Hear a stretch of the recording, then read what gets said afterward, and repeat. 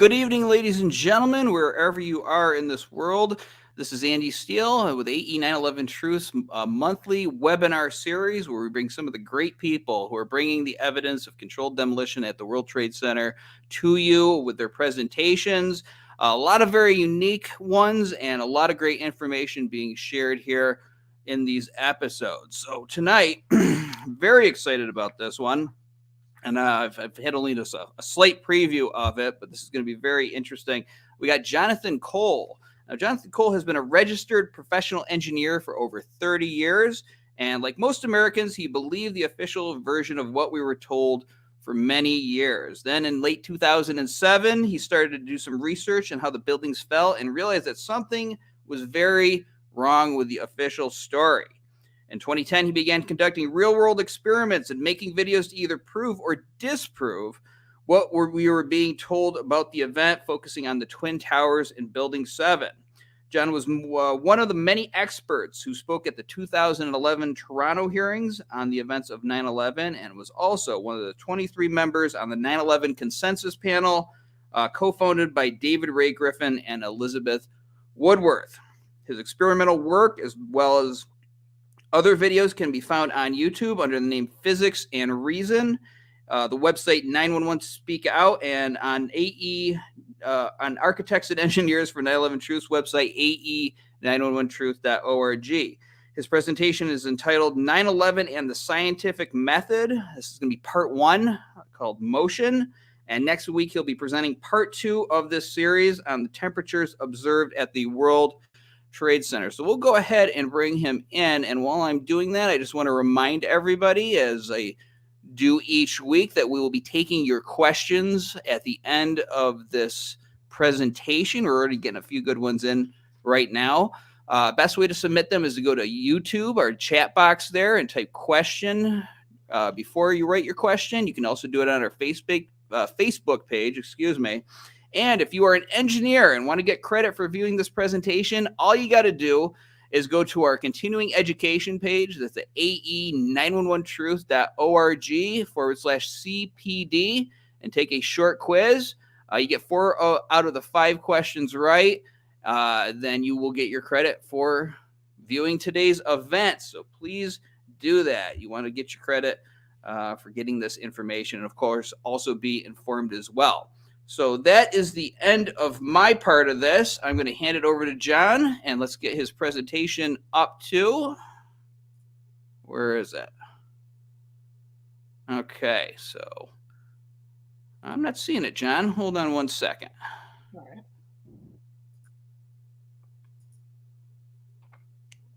All right, we will be dealing with this moment. There it is. Beautiful. Okay, so that is it. I'm going to disappear. John, you have the floor. All right. Well, thank you, Andy, and thanks everyone out there for for taking a look at what I have to present tonight. As Andy just mentioned, this is the first of a 2-part series. 9/11 is kind of a big topic. Even just the science of 9/11 is a big topic. There's a lot to look at. So tonight, I'm going to be looking at the motion of the Twin Towers. Now, the Twin Towers had some, they stood for decades with no motion. And then, of course, when the airplane hit, there was a sway in the tower. But the tower stood for an hour or an hour and 20 minutes, something like that. Depends on the tower. But the segment of time that I'm going to be looking at is just a sliver of time. And that is from when the towers first started to fall to when they stopped falling. And there's a lot to look at. And when you want to look at science, you want to kind of study all the events to understand kind of what happened that day. So this is just on the motion, nothing to do with some of the other things that some of you may be familiar with as far as temperatures and heat and things like that. So with that, let's go here. Well, in order to understand some of the motions that I'm going to be talking about, we first should kind of briefly understand how those towers were constructed. They were massive towers, as we all know. It was basically a rectangular core columns, a series of core columns right here in the center here where I'm moving my cursor. That was a rectangle. It was about 88 feet by 138 feet. And those were massive box columns that went from the basement all the way up to the top of the towers. They were box columns basically for the first portion, and then some I-beams near the top. But that was kind of one of the main beefs, if you will, of the towers.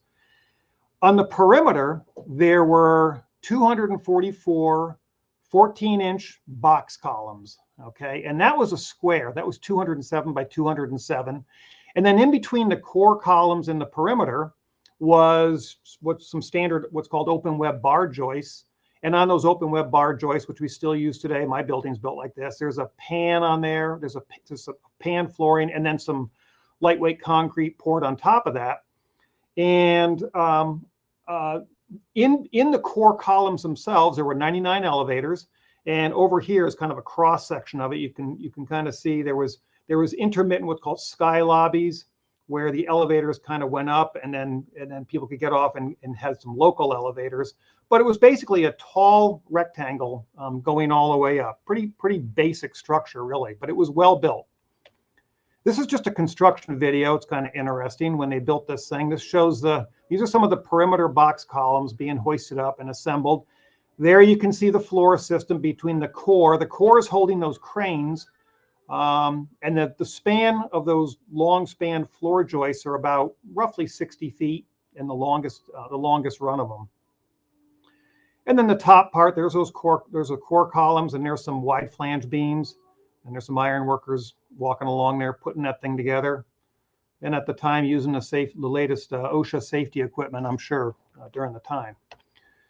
Now, on top of the core columns in the center area, as those core columns approached the top, there was a whole bunch of steel beams that tied everything together.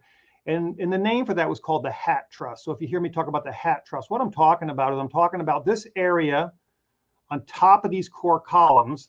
This is a cross section of the design of that hat truss, and it spanned anywhere from floor 107 up to 110. And it was about 50 to 55 feet deep. So it was kind of a deep section. And there was actually some offices and stuff in these upper floors and mechanical rooms, things like that. But this hat truss held obviously the roof, but it also held a big, tall antenna on the top of Tower 1. That antenna, I think, was about 350 feet tall. And you can see on this hat truss, you can see on this roof line how the roof is kind of level, but then it kind of goes up and holds this antenna and then tapers back down again. And then this is just another aerial showing the core columns and the perimeter. Okay. Now let's talk about the Twin Towers destruction. There was many theories proposed over the years. And now looking back with hindsight, we can look at all those theories that were proposed and kind of analyze them a little bit. Well, the very first day, as I watched these towers come down, I remember them talking about explosives and all kinds of explosions live on TV. And they were talking about devices that were planted in the building. And that day, on September 11th, that was really the dominant theory of what happened to those buildings. And it kind of made sense because we remember back in '93, there was explosions there in the basement that didn't take them down. So the explosive demolition that the media was telling us that day, to me, kind of made sense. And this is just some examples. There were many, many examples that day with firemen and things like and other people hearing explosions before those towers came down. Let me back up here a second. Let me get this. Actually, devices that were planted in the building. There was another explosion that took Second explosion. that big explosion, heavy-duty explosion. Some of the people out, then there's secondary explosions. An explosion blew and it knocked everybody over. Huge explosion that we all heard. Big explosion. An explosion. And another explosion. A lot. We heard a big explosion. Big explosion. Explosions. Of the explosion. Explosion. This gentleman right here, I think he was on the 80th or 82nd floor. I'm not exact sure, but he was in the building when he heard that explosion. And obviously he fortunately got out. But that was the dominant theory on September 11th. The next day, we didn't hear anything else about those explosions. That just kind of went off the radar. And the media came out and they had what's called the melted steel theory. Starting maybe 2 days after, September 12th, the local media, the newspapers, the Washington Post, and a lot of the experts at universities talked about melted steel. The intense fire caused the towers to collapse. It melted the structural steel. What the firemen might not have realized is that gushing jet fuel was melting the steel. In just under an hour, a raging fire from burning aviation gasoline softened or perhaps melted the steel. The intense heat could have melted the building's cores, allowing for the collapses, he suggested, and that's Stanford University. A structural engineer and University of Arizona architectural lecturer speculated that the flames, fueled by thousands of gallons of aviation fuel, melted the building's steel supports. The fire probably melted the steel beams of the World Trade Center towers, which were never designed to survive the kind of shot they took on September 11th.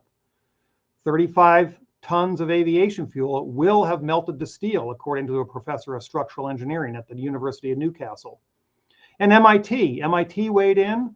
I believe the intense heat softened or melted the structural elements, floor trusses and columns, so they became like chewing gum, and that was enough to trigger the collapse. So the idea was that all that fuel kind of softened that core all down below here, and that's what brought those, at least that was the impetus of what brought those buildings down.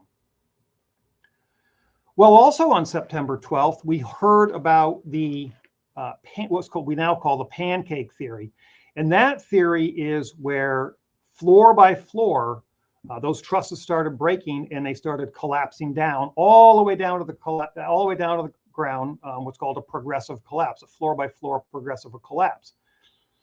And that sort of made sense to me at the time, although I wasn't focused on it, because there are such things as progressive collapses. There's bad earthquakes where you will actually see pancakes or floors stacked all the way up.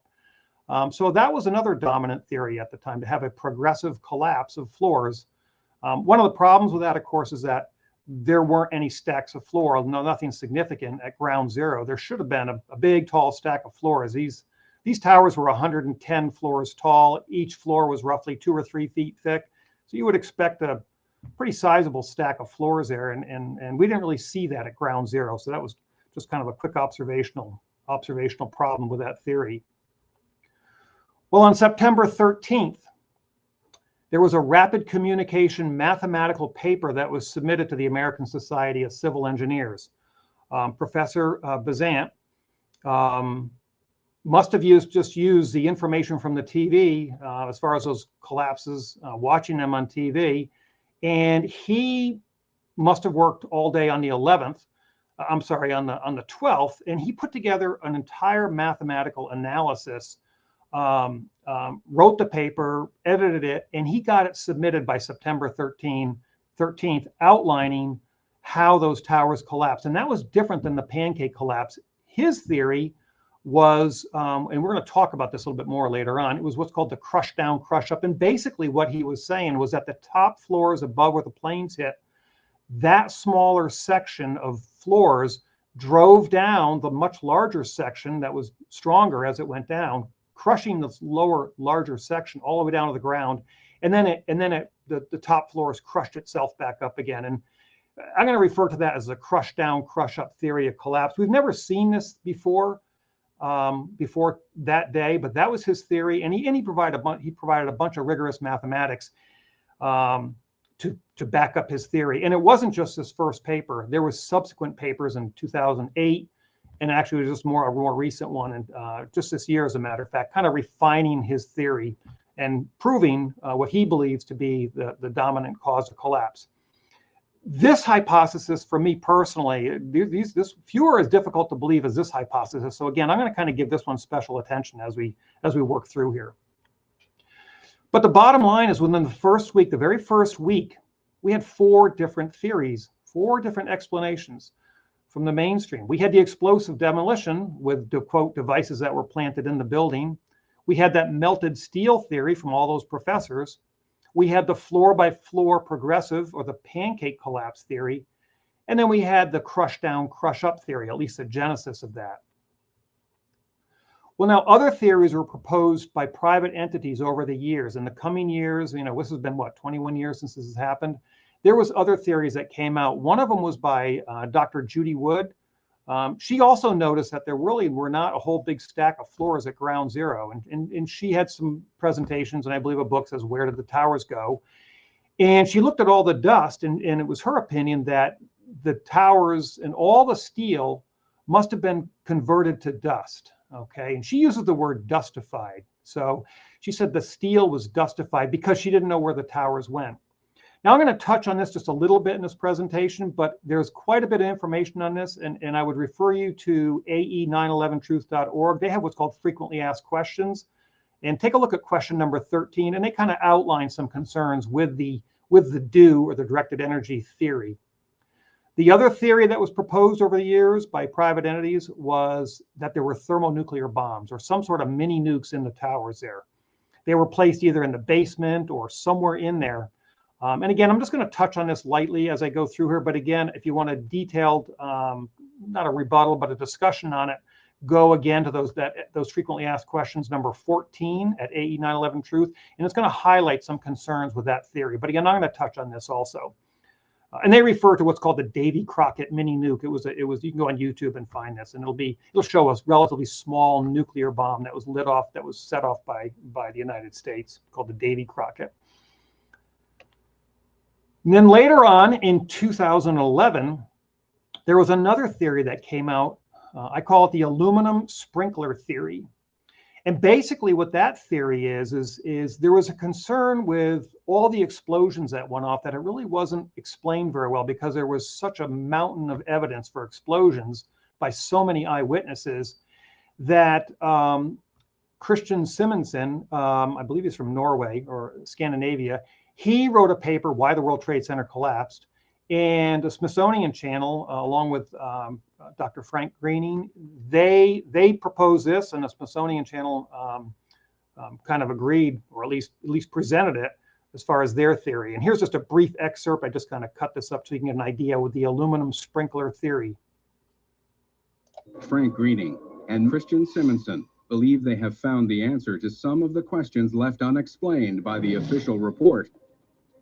The theory goes like this. Inside the burning floors, the building debris collects to form an insulating wall around the aircraft wreckage, creating a furnace. Inside, the aluminum reaches 1,000 degrees. At 700 degrees above its melting point, the aluminum now flows like water. Finding cracks and holes in the damaged floor, the molten metal lands in pools of water from the sprinkler system on the floor below. The theory could explain several of the questions unanswered by the official report, including the explosions heard by 118 firemen. If enough aluminum reacted in a single event, it would provide enough force to damage the steel supports sufficiently to weaken them.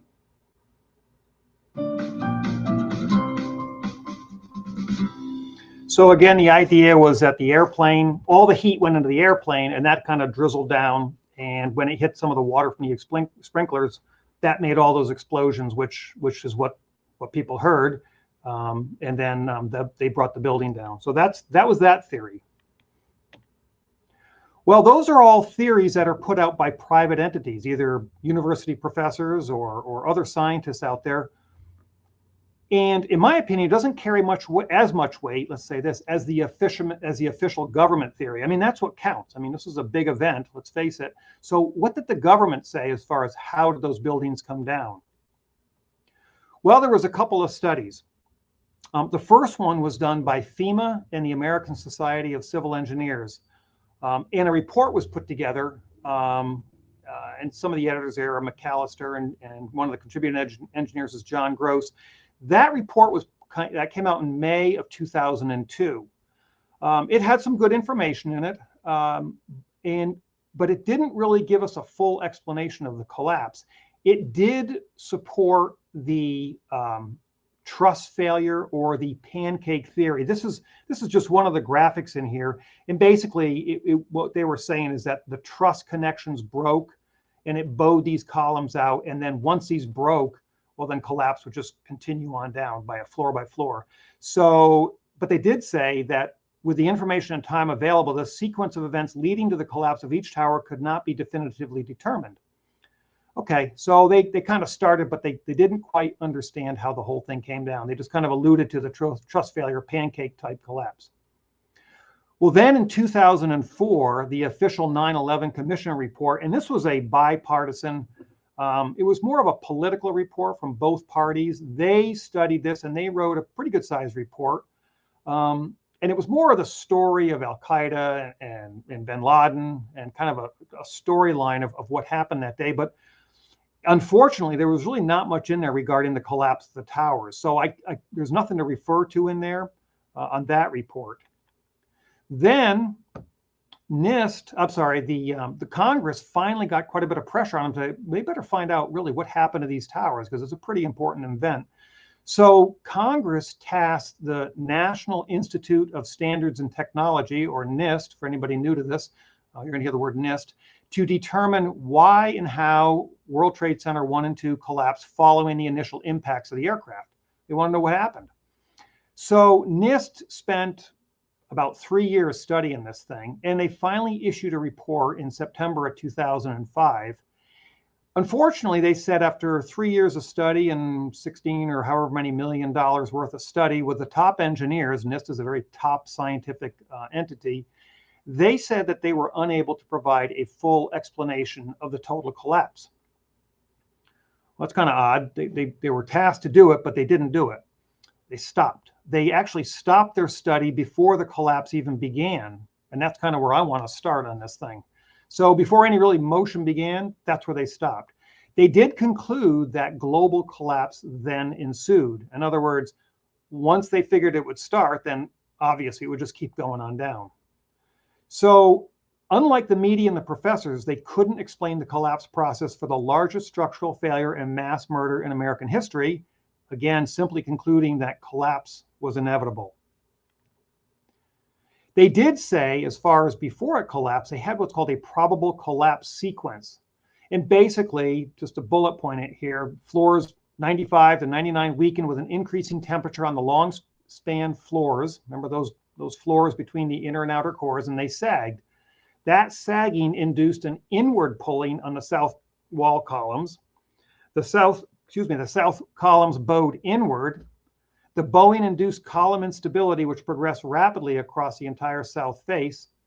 Those perimeter column loads redistributed via, remember that hat truss up at the top, to the core columns, and then global collapse ensued. Now notice the failure sequence. They're saying the perimeter columns buckled first, so they would have come down first, and then the hat truss and the core columns failed second. We're going to come back to that in a little bit. But NIST, once again, they said they were unable to provide a full explanation of the total collapse. Well, even though NIST couldn't do it after years of study and some of the top scientists and engineers in the world, again, academic professors, private individuals, and even the corporate media, they could solve it. We learned, as the public, we learned the total collapse story through the mainstream media, not the official government investigation, because there was no explanation. Here's some of the things we learned. Well, remember Dr. Greening? He solved it himself using momentum transfer with a home computer. And again, the Smithsonian Channel, just like they explained the aluminum sprinkler theory, here's just a summary of what they said as far as how those things came down. So why did the Twin Towers fail so disastrously and so quickly? The official government report into the Twin Towers tragedy only tackled events on the initial impact floors, not the physics behind the subsequent collapse. Nuclear chemist Dr. Frank Greening was also surprised that the towers collapsed so quickly. I ran the program. It showed that the buildings would indeed come down. Even more interesting was the computer program predicted the collapse times.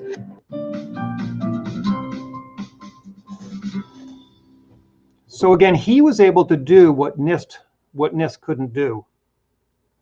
Well, then we had the PBS Nova, another scientific television channel that we all turn into. Hey, it's PBS Nova, it's got to be right. They also knew exactly how they collapsed.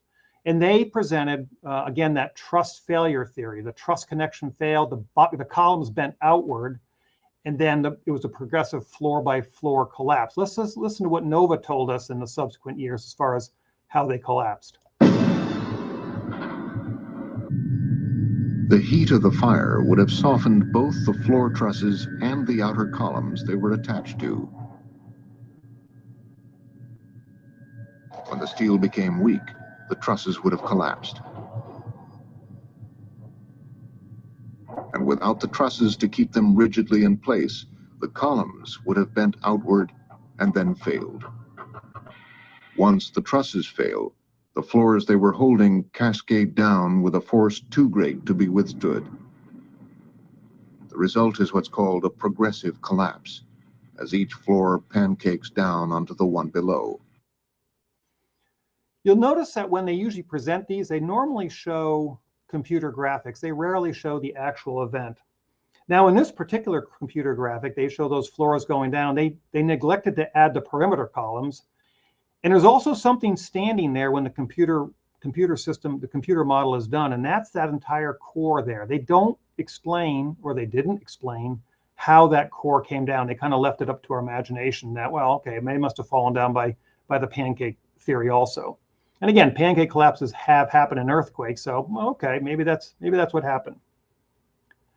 Well, even though NIST could not solve how they totally collapsed, they did state in subsequent years in what's called frequently asked questions, FAQ number 28, that it wasn't a pancake progressive collapse like we were just told. And the truss connections didn't fail. And the columns didn't bow outward like we were just told. They actually bowed inward. They said NIST findings do not support the pancake theory of collapse, which is premised on a progressive failure of the floor systems in the WTC towers. Okay. They also said that the NIST investigation showed conclusively that the failure of the inward bowed perimeter columns initiated collapse, and that the occurrence of this inward bowing required the sagging floors to remain connected to the columns and pull the columns inwards. Thus, the floors did not fail progressively to cause a pancaking phenomenon. Well, that's exactly the opposite of what we were just told by the scientific experts in the scientific media. So there's kind of some confusion going on there as far as what we're being told. So we had, over time, we had 7 unofficial theories of the Twin Towers destruction that we were told by various entities. We had the devices planted in the building. We had the explosive demolition theory that we were told the very first day. We had the melted steel theory. We had that pancake theory. We had the pile driver, or that crush down, crush up theory that was sent out with that rapid communication 2 days after the event. We have those directed energy weapons, or what's called the dustification of steel, where the steel just turned to dust. We had that mini nuke theory. And then we had that aluminum sprinkler explosion theory. So there was 7 there, and there actually might have been another one on top of this, but those were some of the basic 7 theories that we were told over the years. Those were all unofficial. Now, what about the official report? That's the only one that really counts. Well, they didn't have any theory at all. We have no theory from them on how the actual towers collapsed. So with all these theories out there, which hypothesis is closest to being correct? Well, in order to test hypotheses, we don't look at written papers. We don't look at peer reviewed necessarily. What we do is we apply the scientific method to each hypothesis, and we find out which hypothesis makes the most sense. So what's the scientific method? Well, you can look this up. This is from Wikipedia, but you can look, it's about the same everywhere. Well, the first thing we want to look at the time frame that we're looking at. And in this case here, we're talking about the collapse of the Twin Towers. So when they first start collapsing to when they're down. Well, the first thing is to carefully observe as much information as you can, and you kind of log that observation in. Okay, and then based upon your observations, you have to see what's happening there. Then you form a hypothesis that hopefully meets what you just observed. Then what you do is you conduct experiments wherever you can to confirm if your hypothesis is correct or if it's not correct. Now, experiments, some people think that, oh, experiments have to be done by a scientist with a white lab coat or on a remote mountaintop, but it doesn't. Experiments can be done anywhere. Even Wikipedia says it can be anywhere from a garage. I did quite a few in a garage, actually behind a barn that you're going to see in a while here. But experiments, we can do those anywhere, and we can gain knowledge from those experiments. So they don't have to be just from the science channels or just from somebody in a lab coat. So the key to science, just to kind of reiterate that. Again, we collect all available evidence of the event that we're looking for. We observe, and we also carefully measure those observations. And then, whenever possible, we test our theory with experiment. Now, Richard Feynman, he was a physicist, a relatively famous physicist. He won the Nobel Prize in 1965 in quantum mechanics, along with a couple of others. He was also on the space shuttle, the Challenger explosion, what's called the Rogers Commission. He was on that, and he actually conducted a very easy experiment when he was up there at the podium with a piece of the O-ring from the Challenger's O-ring seal, and he dipped it in ice water, and he made a point with that. And with that, he kind of challenged the NASA brass, if you will, at the time, as far as why that Challenger explosion happened in '86. And he knew the importance of experiments. This is him teaching a class where he drives home the point about the importance of experiment. If it disagrees with experiment, it's wrong. And that simple statement is the key to science. It doesn't make a difference how beautiful your guess is. It doesn't make a difference how smart you are, who made the guess, or what his name is. If it disagrees with experiment, it's wrong. That's all there is to it. So again, experiment is the key to the scientific method. Well, let's take a look. Okay, that's just some background. Let's take a look at some observations and measurements of, I'm going to focus on Tower 1. The first motion, and again, I'm just going to look at motions. The first motion of when that tower began to fall was not the perimeter columns. It was actually, remember that tall antenna, that television broadcast antenna up there, 350 feet tall? Here it is. I show it over here on the right side being constructed. It was big. And there were some black bands on there. Well, the very first thing that can be measured as far as motion is a drop of that antenna. I've got a red arrow there, and I've got kind of a loop going here. And you guys can check this out yourself. But it's pretty well known that the antenna was the first to drop. Even the FEMA and the ASCE report, even they said, review of the videotape recordings of the collapse taken from various angles indicates that the transmission tower on the top of the structure began to move downward and laterally slightly before movement was evident on the exterior wall. This suggests that collapse began with one or more failures in the central core area. Okay, now remember that antenna is supported on that hat truss, and that transfers all the load to that central core. Okay, this sequence, however, that the antenna moved first and then the perimeter columns, is the exact opposite of the NIST sequence of events. Remember, they said that the trusses sagged and it pulled on the perimeter walls, and then that load transferred to the central hat truss, and then that pulled the system down.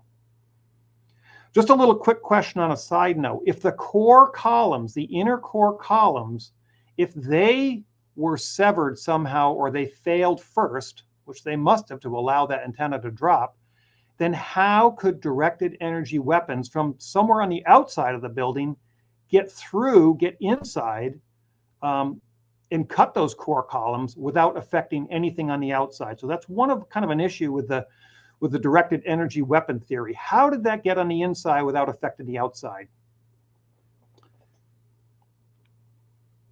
The other thing that we can notice is that the first volume to be destroyed was the upper section where the airplane hit. Okay, so this on the left here, this just shows kind of frame 1 to frame, I'm not sure what, maybe 60, something like that. And it just shows before anything on the lower portion of this building that was cold and undamaged, people were going down that, escaping there at the time, that area was not affected first. Okay, the upper core was the first volume to be crushed there. And we can also see it here. Here's just a loop of the upper floors with these arrows on it. And it just shows how the upper portion is basically shrinking, if you will, before there's really much of any action on the lower portion. Okay, so that's just an observation. There's another motion that we want to observe and kind of register that that needs to be explained. How did that happen? Okay. With this motion, the first volume to be crushed here, That the crush down, crush up theory, well, that says that basically the upper part remained intact, and that it remained intact and crushed everything down below it. Well, it sure didn't remain intact, at least for these first few seconds here, because we can see that it's being crushed. So that's an initial problem with the crush down, crush up theory. Okay. Now we can also observe two fundamental motions here. Okay. And this is all pretty obvious stuff. We obviously observe the downward motion, but we also see a lot of outward motions or lateral motions of material. We saw the downward motion of the roof line, but there's a bunch of material coming out from the sides, and then we don't see the roof anymore, by the way. But so we have two fundamental motions that we're going to talk about a little bit later on. We have a downward motion and an outward motion. I think we can all agree on that there's those two motions. Now there's other motions there too as these things are flying through the air, but basically two fundamental motions. Now, as far as measuring, if we measure the observation, okay, a lot of people have measured the observation, and they could actually measure the downward acceleration of that top portion of the building. And it's been measured by various people, and it's been found to suddenly, all of a sudden, uniformly accelerate down. And that acceleration was smooth. It went down, and there were no jolts or impacts. Normally, when there's an impact, there's a deceleration or a negative acceleration. There's an impact, okay, a nail hitting a hammer or whatever. There's always an impact. Well, interestingly, when this was measured, when we measure the time, and we can only measure for the first 2 or 3 seconds because that top area disappears.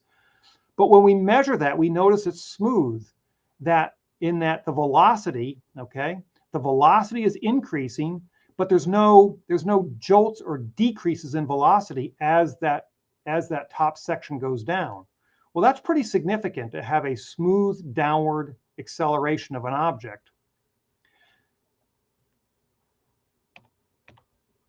Now we know there are other gravity collapses out there, okay? The French use a technique called, I hope I pronounce this right, vernage, where they take the central portion of a building, they weaken it, and then they kick out the supports, and they allow the upper portion, or the top half, if you will, crush down the bottom half, and they both come down, and they destroy each other as they're going down. Well, when we measure that, and David Chandler measured this, and we're going to listen to him in a second, when he measures that, he finds indeed just what we would expect. We would find a jolt or a negative acceleration or a deceleration when those floors hit that we didn't see on the Twin Towers. Now, this is not a crush down, crush up phenomenon. This is a straight crush down. So we still haven't observed that phenomenon yet. But let's listen to what David Chandler and what his measurements of this observation is. And again, this is just a comparative analysis. The Balzac Vitry demolition is particularly interesting for our purpose. The question we want to answer here is whether the predicted deceleration of the falling section will show up in our measurements. The downward acceleration is less than the acceleration of gravity. As the contact begins, the slope becomes less steep. However, when the two sections of the building fully engage, the slope of the graph turns around and actually rises, indicating that the downward velocity is decreasing. This is clear deceleration, just as we predicted. Okay, so that would be where we would expect jolts. And again, we didn't see those with Tower 1. The other observation is that the destruction, as this thing came down, the destruction wave, if you will, the collapse wave, along the center portions of each walls, if you will, led the destruction of the core of the corners. So as we look at videos, this happens to be Tower 2 here. This one I think is Tower 1. We can see that the destruction wave along the floors is ahead of the destruction of the corners. So that's kind of interesting. If it was a floor by floor collapse, I guess the first question is, why isn't it parallel all along here, and why aren't the corners going down the same time? It's not. It can be clearly measured and you can see it. Here's a video of it, and you can clearly see the destruction wave ahead of the corners. There's a couple of these videos here. And you can go to different videos and see this. You can see how some of these waves are ahead of it. Here's the corner standing up here, and the corners lag the floor destruction. The other thing you're going to notice is look at all this expulsion of material coming out. Anytime you have material going in a path, there has to be a net force behind it in the same path. That's pretty obvious, right? We throw a ball, the force has to come from behind it. So for that material to be blown outward, that means the net force on that material had to come from inside the building. It didn't come from outside the building. So that's kind of another little quick question for the directed energy weapon concept. How did the directed energy weapons get to the inside to force that material outside? If the directed energy weapons were outside the building. I don't know if that was ever answered. Okay. The other thing we notice is that the destruction was not uniform across the whole width. Now, in that crush down, crush up series of papers, there's a lot of assumptions made in those papers, and one of them is that it says at collapse initiation, the crush front formed across the whole width of the tower and continued as such all the way down, which meant during the entire collapse process, the motion of the crush front can be idealized as one-dimensional. So it was a basic fundamental assumption in the mathematical papers. Well, let's take a look at that. Was the crush front uniform across all the floors? We can do a direct observation. Here's these expulsions coming out, and you'll see here that it's kind of high here, but it's down on one side over here. And you can kind of go over these a few times, and you'll see that it's not an even crush front. This section of floors lead this section of floors here. So this assumption in that paper doesn't match observation. So again, this is just another one where we can see expulsions of material. These are all motions. Again, these motions of the floors are well before the collapse of the corners. If we slow it down here, we can see all those expulsions. That had to be a force from the inside pushing that material outward. And you can see the corners sticking up higher and lagging that. Here it is in super slow motion.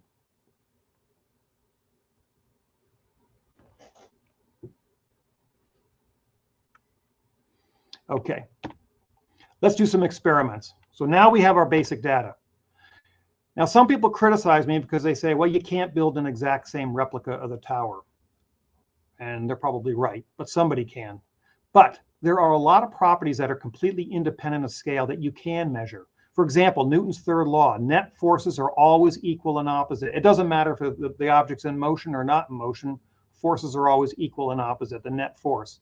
The direction of acceleration is always in line with the direction of the net force applied to it, regardless of the size, the shape, or the mass. And the sequence of forces is independent of scale. For example, whether it's a handgun, I pull the trigger and then the bullet comes out. It's not the bullet comes out and then I pull the trigger. And that sequence is the same whether it's a handgun or a rifle. The trajectory path of a thrown or falling object is always the same. It's a parabola as we throw an object, and it doesn't matter what that object is.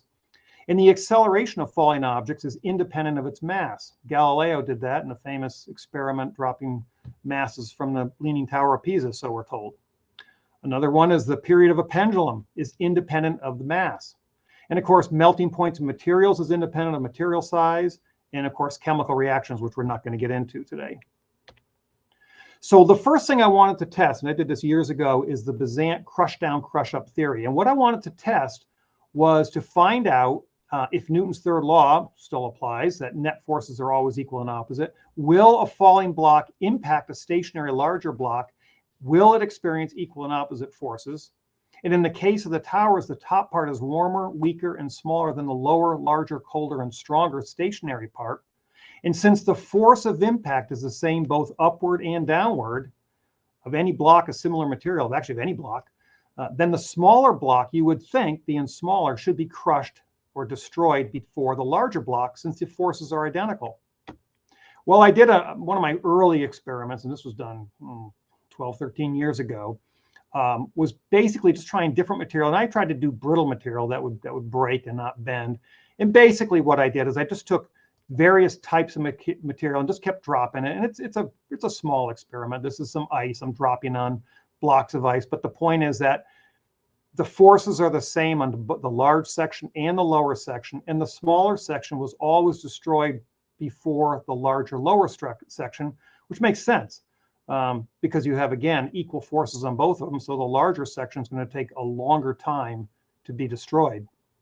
And again, I'm not trying to replicate the towers. I'm trying to demonstrate a basic phenomenon of Newton's law, Newton's third law. And anybody can do this. Here's a falling, that was a falling, obviously a falling concrete block coming down at free fall acceleration, and the towers were not free fall. And again, every time I did it, it always destroyed the smaller one. So again, the problem with the crush down, crush up is for some reason, the smaller block stays intact all the way down. And it seems to me it defies Newton's third law. Well, what about if we use something even weaker? Well, later on, I did a stack of floors, if you will, and I just used some paper walls. Now, these paper walls that I built, they're about as weak as I could possibly make them. I did have to use some toothpicks in the lower part, otherwise it would just fall apart.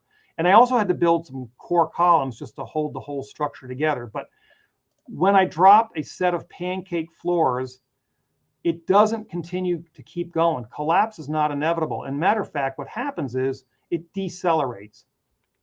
Well, then I tried it using plastic floors. I just used some cheap pizza tops, pizza covers. And same thing, it didn't matter. It always decelerates, which is what you would expect. It's an impact, so there would be a deceleration. Well, then I tried a solid steel block, and I built this little floor system. And you can go on my YouTube site. It's called The Force Behind the Motion. And I tried to build some floors, some pancake floors, and drop a heavy steel block on it. Once again, the obvious, it always decelerated. And I tried to make those floors somewhat realistic. In other words, I tried to make the floors so they would be a certain deflection criteria that you would in a building. But that always decelerated. Here it is in slow motion, pointing out the obvious. Here comes the big steel block as it comes down. It's accelerating. It's accelerating at free fall in this case here. Somebody can measure that if they want to. And then once it impacts any floor that could formally support it, of course, it slows down. It always decelerates or a negative acceleration once there's an impact. So then I tried to just take a whole grouping of floors, and I basically tied them all together with a fishing line so they couldn't fall apart. And the question was, will the top part continue to crush down the lower part without any noticeable deceleration? Well, of course, the answer is no. It always impacts. It always decelerates.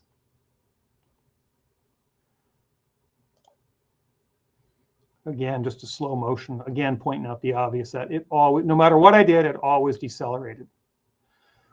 Another thing that was heard that day, we talked about those explosions that was heard on September 11th. A lot of people heard them, including a lot of very reliable people, such as these firemen. They were there. They heard this. Floor by floor instead of popping out. It was if they had detonated. If they were planned to take down a building. Boom, boom, boom, boom, boom, boom. So just like they were planned to take down a building, they know they were there. They heard the booms, if you will. Well, NIST never explained what caused all the booms. So others, again, the independent scientists, they tried to explain it. The crush down, crush up paper that was put together, their theory was, and I can just read here, the air ejected from the building by gravitational collapse must have, they're jumping to conclusions, they must have attained near to the ground the speed of almost 500 miles per hour on average, and fluctuations must have reached the speed of sound. This explains the loud booms.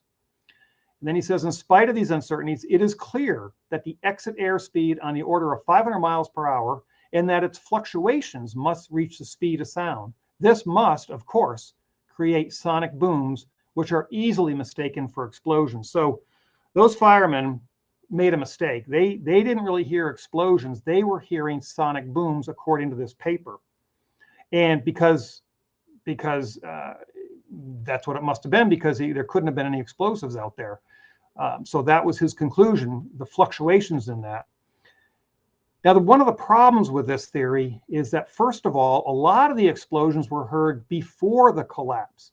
So how these speed of sound, breaking the speed of sound, made explosions before the collapse, that wasn't explained in the paper. The other problem is that the acceleration that was measured earlier on, that was an acceleration of about, it wasn't free fall, it was about 6.1 or 6.3 meters per second. Free fall is about 9.8 meters per second. Well, there's some calculations. You can figure the velocity after a certain time at a certain certain acceleration, and it's basically the time in seconds times the acceleration. Well, after 12 seconds, the speed would have been about 170 miles an hour. Well, the speed of sound is about 740 miles an hour, which is 48% higher than his fluctuation of 500 miles an hour. So that's a significant fluctuation to make the conclusion that it must have been sonic booms near the end of the collapse that caused those booms that the firemen heard. Remember that aluminum water reaction explanation? Well, they too came up with a reason why those firemen heard those booms. They said after about an hour, the molten aluminum ran down through the tower where the smelt came into contact with the water from the sprinkler system and then exploded, causing sounds of explosions heard and, of course, bringing down the towers. So they think it's a chemical reaction and not something breaking Mach 1 and breaking the speed of sound. So that's completely opposite or different than the other theory. I want to talk about now a sequence of motions. Remember, we were talking about there was two fundamental motions, the downward motion of that roof and also the lateral or the outward motion. Well, the question I want to pose to you is, most of us assume that it was down first and then the downward motion causes the lateral motions. But that's what we might assume. That would be if it was completely gravity driven. Well, what if it wasn't? Could it also have been out and down? Okay, and would that have caused the motions observed? Well, I wanted to do some experiments on that too, in accordance with the scientific method. So the first thing I did is I just made a stack of floors, and again, here's a paper wall with a couple of toothpicks in there. Otherwise, this would collapse my paper floor, and this would cause an outward motion first, allowing the floors to come down. So this is just my first experiment. There it goes out, and then the floors came down. That was my very first test. Well, that's not very impressive. We've got to build a tower out of this stuff. So I need more explosives. So what I did is I made a whole bunch of plates, and you can see this whole thing on my Force Behind the Motion video. And then I made these paper walls. Here's a paper wall with one or two toothpicks in it, maybe three.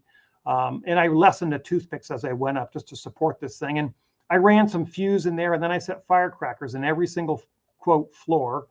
And then I lit this fuse to see what would happen. So instead of sonic booms or aluminum and water reaction making the booms, can explosives also make booms? Well, yeah, it's kind of a rhetorical question. Of course they can.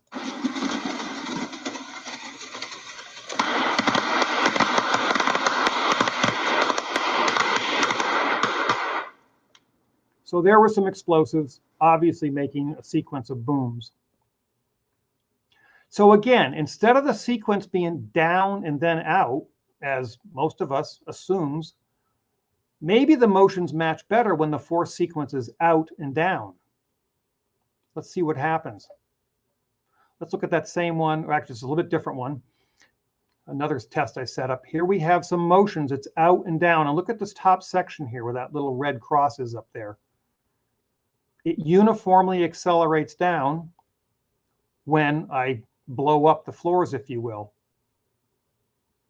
So that seems to match perhaps a little bit better as far as the observations that we looked at earlier on. Not only do we have that motion of out and down, we have explosive sounds, which you just heard. We also have white smoke. We have the downward motion of the top, and we have the lateral motion of the walls. All of these motions are exhibited when we use explosives. And again, I just slowed this down. This is that first one without the noise. So you can see the motions. Those are lateral motions going out. There's some white smoke going out. And by the way, we really can't see the top because it's kind of hidden behind that smoke, isn't it? But again, this is a top-down explosive demolition as an example. And again, I just want to look at the two fundamental motions. That was the purpose of this thing, not to emulate every motion we saw, but the two motions that we saw.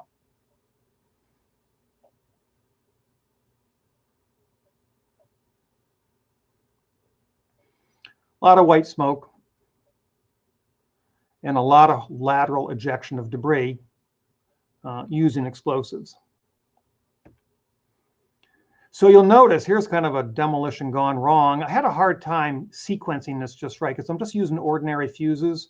So it's very difficult to get the timing right. But even this, we can learn some things.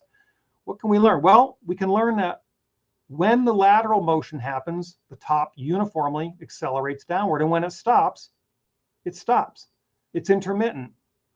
And again, it's pretty obvious now looking at it, but unless there's an outward explosion force first, there is no top acceleration down. It has to stop, just like we proved earlier with those other experiments. So now let's compare the motions, all those together that we just did, with what we observe with the Twin Towers. This is just a side-by-side comparison of the motion of the upper tower, upper portion of the Tower 1, with different types of experiments to see which one matches the closest. Well, there's that steel block pancake. That doesn't match. There's the crush down, crush up. That didn't match. And here is the explosive demolition when we knock the walls out first, and they both smoothly, uniformly tend to accelerate down. Oh, that's just the same thing. We're just seeing the same thing in case you missed it. So the only thing that really makes sense is to have the outward motion first, followed by the downward motion. So again, the direction of the net force behind the horizontal motions was from the inside of the building, and the sequence of forces in those towers had to first be out and then down. Since both the pancake and the pile driver theories disagrees with experiment, as Richard Feynman would say, it's wrong. Now let's look at the entire collapse of the structure. We've just looked at the beginning portion of building 1. Let's look at the top. Let's look at the entire collapse and study that, study the motions there. So this segment I call the entire collapse in the Spire's single column. You're going to hear me use the word Spire quite a bit here, and I'm going to explain what that is.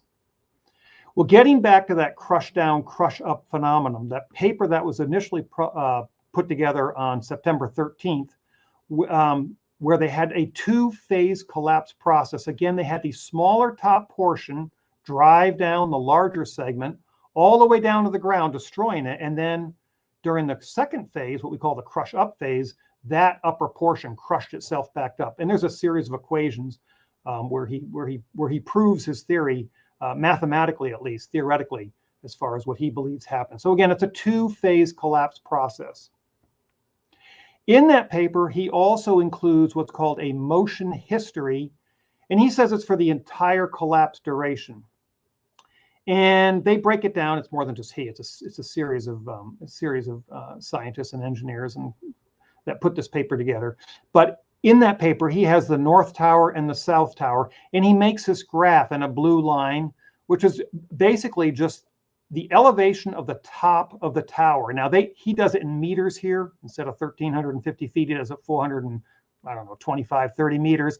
And this blue line shows the elevation of the top of the tower versus the time. So here we have 0 seconds going all the way up to about 12 or let's say 14 seconds. And the top of that tower drops down. And if you can, it goes out of view, but if you continue this down, it's roughly about 15 seconds, where he is saying in 15 seconds, that tower is done collapsing. That's the entire collapse duration. And he does something very similar for the South Tower, same thing, 12 to 13, 14 seconds. It doesn't matter. It's roughly less than 15 seconds.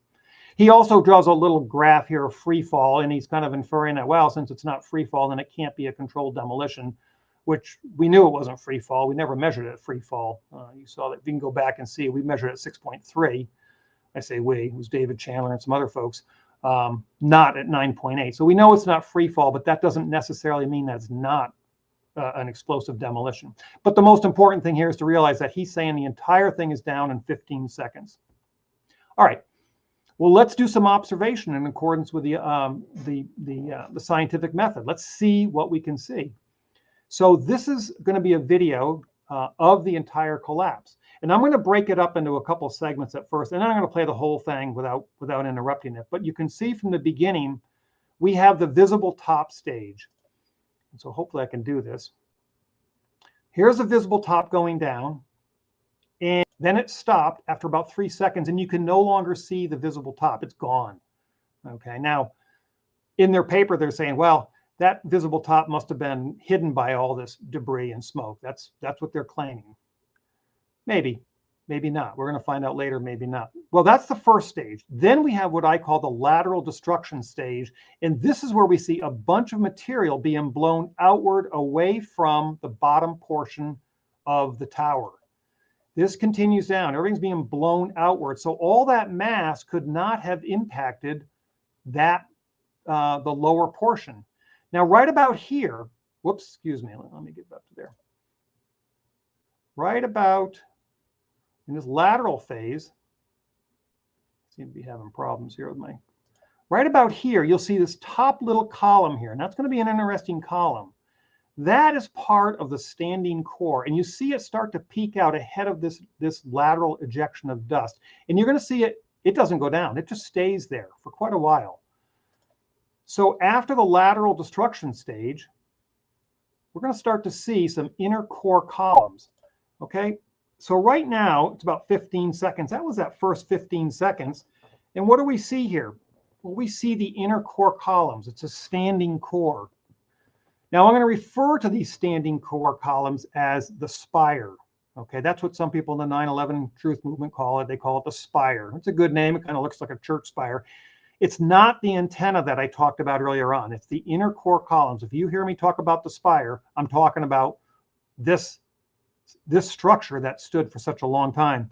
By the way, just as a side note, this building right here in front, that's building 7, which is discussed quite a bit at AE 9/11 Truth. That fell much later that day. That one went straight down. That one did go at free fall acceleration, but that's another story. Let's focus back on the destruction of Tower 1. So here we have the spire sticking out there, those inner core columns. Oh, let me back up.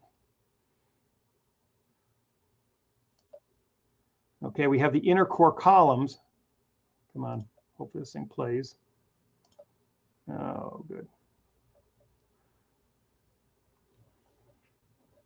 We got a little technical problem here.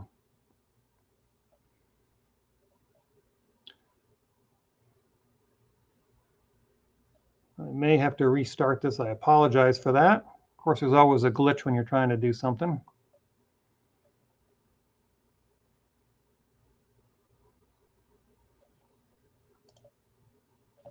Yeah, I apologize for this one. You can bear with me. I think I'm going to have to shut this okay. Down. If you need to shut that down for a moment, we can certainly keep on talking here. We had some problems earlier with the lag trying to get your desktop going, but that tends to happen, and it happens a lot more when you're talking about certain subjects, I have noticed. So I'm not going to jump to any conclusions, just observation throughout time, but a lot of great information being shared here tonight, and I've sort of just been captivated. I've been making sure that I take down all of the questions as we go along. And I just want to warn you, John, we're going to be taking a lot of them as they come in, probably more than any other presenter on this webinar series has taken so far. So tune right in for that tonight and settle in. And I'm sure he'll be giving some good answers. We'll see if this video is working. Yeah, there's a lot of videos in this thing, and so it might be it might make it kind of difficult. Here we go. Okay, we've been through these motion experiments. Moment of truth coming up. Yeah, I'm going to see if this works. We don't have the resources of CNN and Fox News, folks. So I think we're doing pretty good considering, though, what we have and stretching our resources to give a really excellent presentation and really up our graphics and such. Is it working? Well, let's try it here. Here we go. I'm going to just if this thing starts rolling, I'm going to let it keep rolling. Beautiful. I'm going to disappear. All right. So here, again, here's the first phase of visible top. Then we have the lateral destruction. I'm not going to interrupt it. I think it messes it up. Then we have the beginning of the standing core. Okay, and here's the spire. Here it's poking through there. And now everything's down. And that core, this is what's interesting, that spire stands for about 15 seconds. It doesn't move. So there's those core columns or the spire. Why aren't those going down? And then suddenly we have the falling core stage. Now, some may think, oh, well, that core is turning into dust. We're going to talk about that in a moment too, but it's actually they're falling down. So we have 4 stages that I could see. Now let's compare the collapse stages from the paper, the crush down, crush up. In the theoretical world, there was 2 phases. We had the crush down phase, and then we had the crush up phase. Well, I put a similar graphic together. What did we just observe in the real world? Well, we observed stage 1, which I call the visible roof stage. Stage 2 is a lateral destruction, and halfway through that, there was these standing core columns. Stage 3 was a stationary core columns, and then the final stage was stage 4. So the problem is this paper does not include the entire collapse duration, nor does it even discuss those inner core columns, and it doesn't address how this top portion can go through those inner core columns or how it can go through the spire. Now, if we look at the motion history graph, remember the one we just looked at? This was their assumed motion history of the entire collapse. Okay, here was the North Tower. Again, it was about 15 seconds. Same with the South Tower. 15, 14, 16, doesn't matter, close enough. But really, what did we just observe? This motion history graph I put together for the entire collapse. Again, for the entire collapse. And what we really saw in the real world. Well, what I had, here's stage 1, which was the visible top. And then I basically mimicked what they had in their paper. It continues on down. But then when it got maybe just a little bit over halfway down, a portion continued down, but the top of that standing core, that spire stayed steady. It did not go down for a portion of stage 2, and then all of stage 3 for another 15 seconds or so. It stayed perfectly level. It did not drop, and then it rolled off and it dropped down in stage 4. So this, in my opinion, is more representative, about a 30 or 32 second collapse for the entire motion history. Now, that paper also puts together a theoretical model comparison with observation, which you should do. You should compare your model with observation. Doesn't make sense, doesn't follow it. Well, they say in their quote, figure 3 compares the motions of the topmost rim corners of the north and south towers during the first few seconds as predicted by the model with that obtained from available video record. The model is seen to agree with the video record quite well. So they're saying, look at, hey, we plotted our stuff, of course, with his assumptions. Here's his plots. The video record's the blue line, and here's his mathematical equations, and they're plotting pretty close to the blue line. Well, the only problem with this is that he only plots it for the North Tower for 3 seconds and for the South Tower for only 2 seconds. Well, we know that the entire collapse time is more like 30 or 32 seconds. So to declare victory because your information with all your assumptions matches for the first 10% of a model is not exactly, I don't think is exactly fair. It'd be kind of like saying, we have these forecast model tracks for Hurricane Ian that just hit Florida last week or 3 weeks ago. And for the first 2 hours, well, yeah, all the tracks, they all model very close. But after time goes on, they vary wildly. Now, this is not the exact same analogy, but it's similar, where you can't just take your calculations and say, hey, it works great for 2 seconds, but then Lord only knows what happens after that. Let's take another look at another motion, and I'm going to call this the motion of the cut core columns. Now, as we look at this, you're going to notice that on that spire, as we zoom into that spire, there are some core columns that are cut. They're not buckled, they're not bent, and they're cut and they're severed and they tip over. So it can't be from the pancake collapse because the floors are already down. It can't be from the pile driver crush down, crush up collapse. Again, this is after the floors are already down. They're not being dustified by any dew, and I'm going to show you why in a moment here. It's unknown how many nukes in the tower would be so selective and only leave these core columns. They probably weren't cut by any aluminum from the airplane, or there's not many puddles of water in this, so it probably wasn't that. And they were cut very cleanly. So I just made a little loop here. Let's see if it plays. And I want you to see these columns that are tipping over. You see this one here tipping? It's going to loop again. See these over here tipping? And this one here tipping? They're about, I don't know, 30, 50 feet long, and they're cut cleanly. And they tip over like a tree while the rest of the spire stands perfectly straight. Okay, so the question is, what could cut those columns so cleanly? Was it from directed energy? Somewhere some directed energy cutting those things beautifully? Well, here's some still pictures from them. Here's this cut column right here. Look at this. It's about, I don't know, 30, 50 feet long. Somebody can calculate it, I guess, out there, but it's straight. It's not bent. And it's cut very cleanly right here. And there's a bunch of white smoke around it maybe from whatever cut it.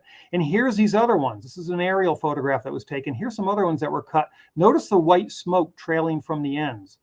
So the question is, a couple of questions. Number one, what cut those columns to make them fall like that? Those are core columns. Those are box columns. They're heavy steel.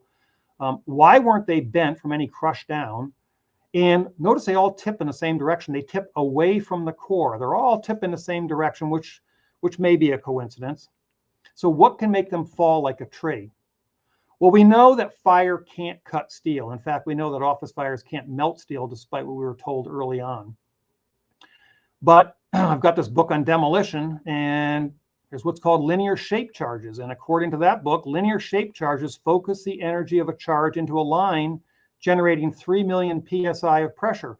Such charges can be used to slice steel as thick as 10 inches. Okay, well, that's a possibility maybe. Maybe these were cut by that. I don't know. But we know it didn't cut them. What didn't cut them was the pancake collapse and the pile driver collapse. And it probably wasn't miniature nukes there, and it probably wasn't aluminum that was blowing up there. And here we have a picture of ground zero.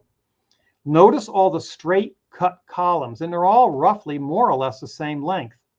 They're not bent, although there were bent ones out there, but a lot of these are straight, and here's these rice checks, as somebody calls them. Here's these segments of perimeter walls, but look at all these straight columns. What cut those into those straight segments? An office fire can't do that. And the pancake collapse doesn't cut columns, nor does the crush down, crush up theory.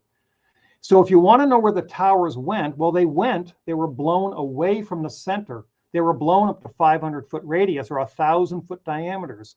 So the steel in the towers were blown outward laterally like we saw, and a big, huge diameter around those columns. In this steel is there. It wasn't dustified. I don't know if you've ever ground steel before. I've done plenty of it. Take a half-inch steel plate, take a file and start to file on it, or take a grinder and start to grind. You're going to find out how hard it is to make steel dust. And even when you do, throw it up in the air and see if it floats like smoke. It doesn't. It's obviously more dense and it drops right to the ground. So how steel is dustified, for me, remains quite the question, because to me, I see a lot of steel out here. I want to look at one more column here, and I call this the roof versus the spire. I'm going to look at another column. We just looked at columns that were tipped over. Here's a close-up photograph of that spire. Now, this happens to be in front of another building here. That's just eclipsing it, but the real spire is right here. And here's this tall column. This tall column was part of the inner core. And you can see there was connections all over here. These had floors connected to it at probably anywhere from 14 to 16 feet, 12 feet maybe, whatever the floor spacing was when the building was built. And this was part of the inner core, so there were elevators going up and down here. So this tall column is, somebody can look at this thing. Here we have a building in front of it, and I just ballparked it. It's probably about roughly maybe 100 feet tall. But when it was built, it was braced every 12 to 16 feet, whatever the floor spacing is out there. Somebody can look that up. And when it was braced, the strength of that column was much higher because it was what we call a braced column. It was, as a minimum, what we call a pin-connected column. It was pinned at the bottom, and it was pinned at every single floor effectively. Well, there's what's called the Euler column formula, and the capacity of a column is dependent upon the end conditions, whether it's braced, whether it's fully braced, whether it's pin-connected, or whether it's free-floating or just fixed at the bottom and floating at the top, in what is called its effective length. And there's an equation for it. And again, it's dependent upon its length and the end connections. And somebody can play with this and they can find out, any of you engineers out there, you can do some analysis and find out what a column would take if it was braced every 14 feet versus the same column that was fixed at the bottom and unbraced at the top. What's the reduction in capacity? I can tell you it's significant. A tall, slender column will not hold that much. And yet this column isn't bent. You'll notice it's not bent. So this column capacity in this condition is much less because it's longer and it has a free end. It's much less than when it was designed. And any downward force that was applied to this from any falling objects during the collapse process had to have been less, not more, than the design capacity of that column, or we would see that column buckled. In other words, if you took a plate and you tried to drop it through a toothpick, I know this is pretty crude, but just trying to get a point across, that plate cannot fall through a toothpick, at least not in the real world, okay, let alone fall through my hand. That plate cannot fall through a toothpick without either breaking the toothpick or breaking the plate. Something's got to give there, but it's not going to go through that as an entire plate. Well, using the same analogy, the upper floors can't fall through that standing spire core column. The roof, we know the roof was solid. Here's that antenna on there. The roof was waterproof. That was a solid, in effect, a solid roof. We have this hat truss, okay? And we have all the floors below it. So that roof and this hat truss and this entire upper block had to have been fragmented and or propelled laterally away from this column in order to pass through this standing core spire column without buckling. Otherwise, we would have seen this thing buckled, and it didn't buckle. So how can a solid object fall through a standing core without buckling? That's a problem. So we saw earlier on that the destruction of the antenna and the hat truss and the upper floors matches the observation of the antenna falling first before the perimeter columns, as well as our observation that the first volume to be destroyed was the upper part of the building. Some force must have destroyed the under infrastructure of the antenna support system, the upper core columns, not the lower, the upper core columns, and the entire upper floors of the building early, well before they reached the spire.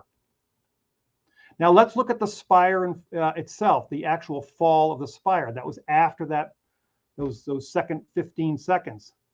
And I kind of stole the title here from a little hat tip here to Edward Gibbons, but I call this the decline and fall of the tower spire. Let's look at the fall of that. It's more motions. Well, first of all, again, this spire was a big structure.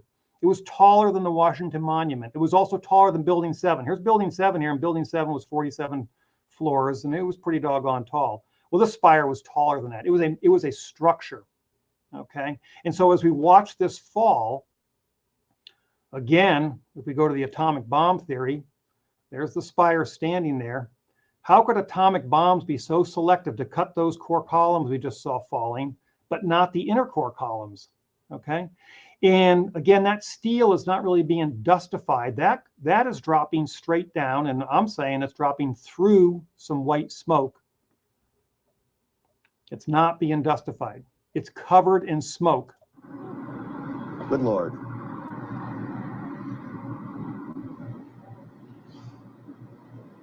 There are no words. You can see large pieces of the building falling. You can see the smoke rising. You can see a portion of the side of the building now just being covered on the right side as I look at it, covered in smoke. Well, let's do another experiment. I thought about this. I thought, you know, one of the directed energy folks are going to say that it was dustified. Let's do another experiment to demonstrate my theory that those core columns were falling through the smoke. So I just did a real simple experiment. Anybody can do this. All you got to do is start a fire in your backyard like I did. Get a fire going, let it burn down to ashes. And it doesn't have to be as big of a fire as that. And then grab a stick. Okay, in this case here, I just grabbed an old fence post I had kicking around there. You can see the barbed wire still on it. And I just let that stick sit in the ashes there. Okay, and just get the end of it so it was smoldering. And then I took it and I just held it, had a friend of mine film it, and we watched that falling stick. And there it goes down. Whoops, let me back up. There it goes down. And you can see the smoke stays, obviously, as the stick goes down, which makes sense because the smoke doesn't fall, the stick falls. So there it is again. And you can see the stick is kind of covered with smoke as it's falling smooth through the smoke. So the smoke hides the falling stick. And you can try this with anything. I got a funny feeling a cigarette will work if you try it with a cigarette. But the bottom line is that the stick falls. The stick was not dustified into wood dust. The stick fell through the smoke. So again, the smoke tends to eclipse the stick. Again, these are crude experiments, but the point is to get the point across. Now, when we look at the motions of the falling spire, we have a video of this relative. We can see fixed buildings in front of it, and we can actually see a couple different motions. We first see a slight sideways downward motion, and then the rest of it, and then a complete downward motion. I call this first motion a diagonal decline. Okay, so let's take a look at this diagonal decline. Look at this thing as it falls relative to this building in front. See how it kind of goes sideways? It goes sideways and then down. Okay, so it's kind of going diagonal. We'll look at that one more time so you can see it. Here's this fixed building here. See how it kind of travels sideways and then down. It's falling down. It's not being dustified. Well, what can cause something to go sideways like that? Again, this structure is huge. This is, again, bigger than a Washington Monument. Why would it go sideways and then down? Well, I thought about this, and I decided to put together another pretty simple experiment that would mimic the motion. Again, I'm not mimicking the building. I'm mimicking the motion observed. How can we get that to have a diagonal decline? Okay, well, years ago, I used to cut an awful lot of trees. I've cut thousands of trees. Here I am back in 1980 in the woods. And most of the time, when you cut a tree down, most of you obviously know, you've cut lots of trees down too. I'm not the only guy in the world to do it, but most of you, when you cut a tree down, obviously you notch the tree, and then you cut the back cut. And there's different notches and different back cuts you can do depending on how you want to fell the tree. But you always leave the hinge, of course, right? And you leave the hinge so you have control, so you don't hit a house, or if you want to direct the fall of that tree. And so most of the times we do that. But there are some times, if you're working in the woods, I used to work in the woods, if you're dropping a smaller tree and you really don't care where it falls. In forestry, there's what's called weeding and thinning. My brother used to do an awful lot of it. And when you're in the woods, you don't really care which way it falls. You want to get those trees down fast. You're being paid by the acre.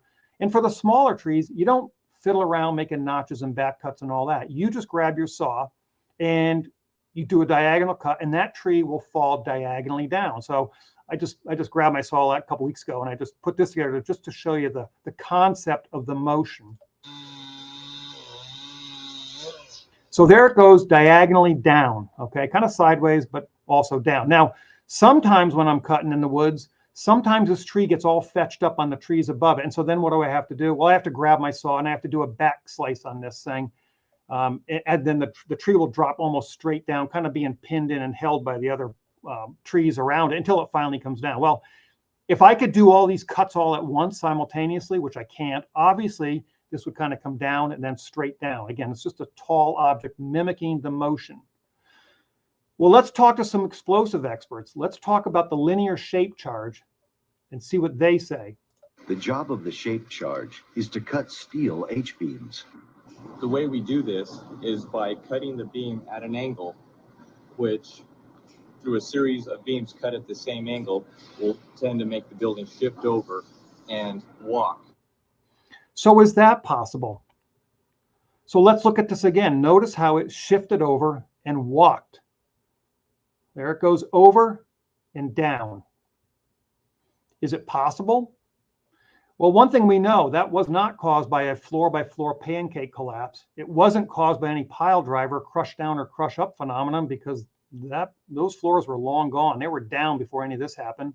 It wasn't being dustified by directed energy weapons. We saw that go over and down. I didn't notice any flashes from any nuclear bombs there. And the sprinkler system was long gone, and probably so was the aluminum. So could shape charges have caused those motions that we observed? Again, it's a diagonal down and then all the way down. None of this was explained in the official story. So what can we conclude with all this? Well, just to go over some stuff here. First of all, the two-phase crush down, crush up scenario is assumed, that was assumed in that model. Well, that's wrong. There was at least 4 stages. All of us just saw that. There's the visible top, the lateral destruction, the standing core, and then finally the falling core.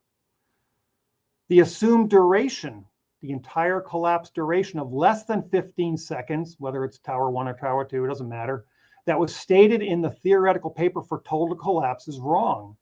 Now, even NIST, in their report, they said, or in one of their frequently asked questions, they said, quote, from video evidence, significant portions of the cores of both buildings, roughly 60 stories of WTC1 and 40 stories of WTC2, are known to have stood for 15 to 25 seconds after collapse initiation before they too began to collapse. So it was known. They knew it. It was just never addressed by anybody.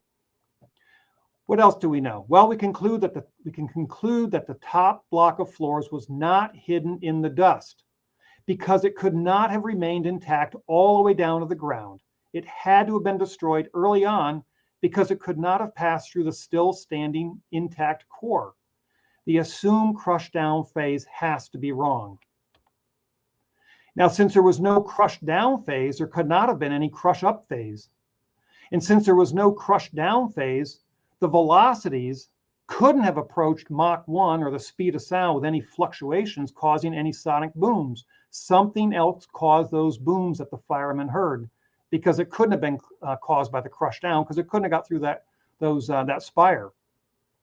And any downward force from a falling top must have been much less, not more than the design load of the standing column, or that standing column would have buckled and bent, and it wasn't. It was straight as a die.